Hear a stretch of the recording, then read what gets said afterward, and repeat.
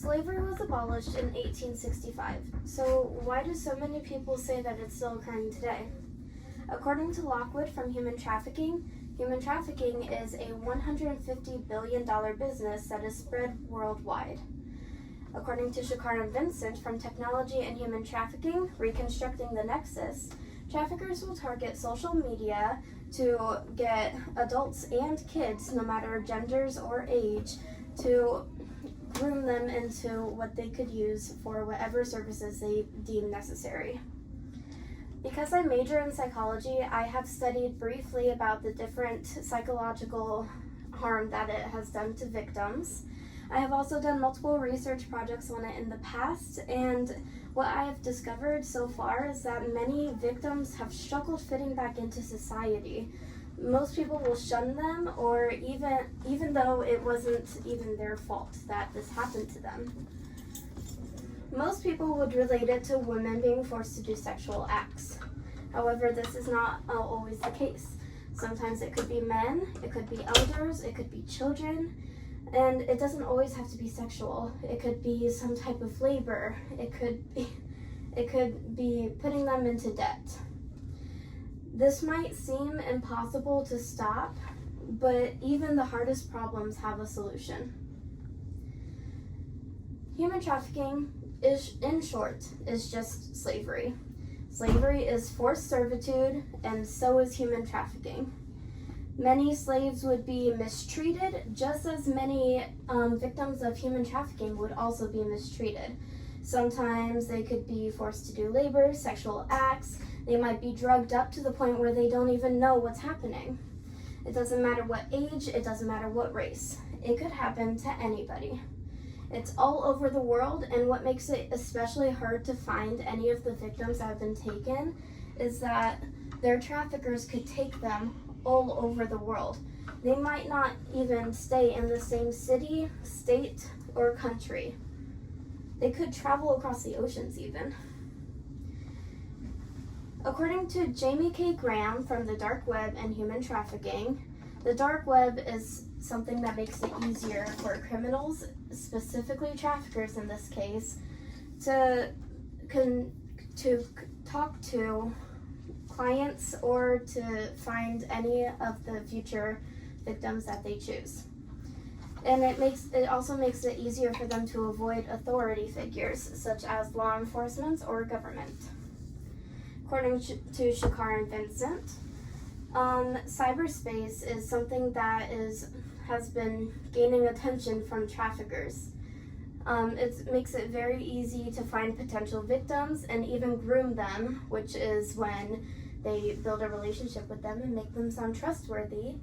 It makes the victim feel trapped and unable to find a way out, which is then when the trafficker will reach out to clients that they have. Marburger and Pickover, from a comprehensive perspective on treating human trafficking victims, says that the internet makes it easier. Some applications which have been used for human trafficking in the past have been stopped. For example, Craigslist no longer has ads and has blocked ads that reach out to any clients of human trafficking. However, traffickers can still use regular social media like Facebook or Instagram, even Snapchat. It doesn't even have to be reaching out to a client. It's how they reach out to victims too. Now, stopping human trafficking, as said earlier, isn't easy. It isn't even easy to tell if someone is being trafficked.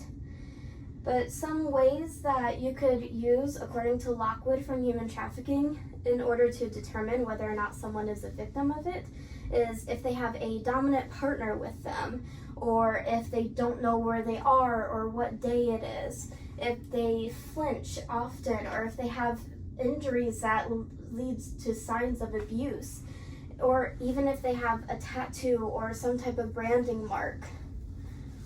Now, this is not saying that if you see someone who you suspect of human trafficking, you should automatically go and try to help them, because you could be harming yourself too if the trafficker believes that you know.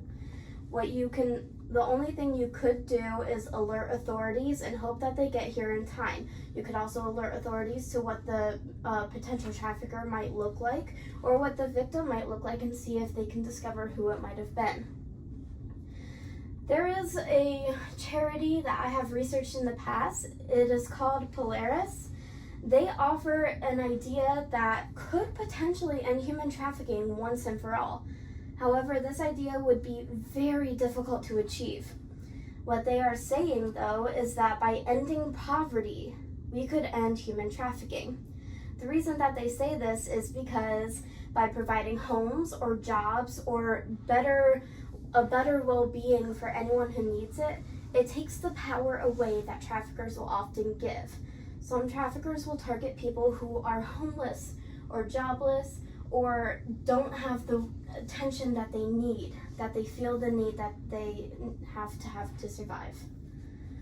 This, by providing these things, it will take ammo away from these traffickers. Human trafficking is hard to stop, but it is possible. It is modern day slavery, which should have been abolished years ago. Technology makes it so much easier for traffickers, and it isn't always easy to tell who is being trafficked or how to even help. But if everyone can work together, then there is a possible solution. This affects more than just the victims of human trafficking. It affects their families, their friends, their jobs. Like said before, they could be potentially shunned by society. So this needs to stop. Just because it doesn't seem easy doesn't mean it's impossible. Wars have been solved in the past. Slavery has been abolished in the past, which are things that seemed impossible. The American Revolution, a tiny country, not even a country at the time, beat the great British Empire and freed itself from their control. These things are possible to achieve, just like stopping human trafficking is. So the only question left is, will you help?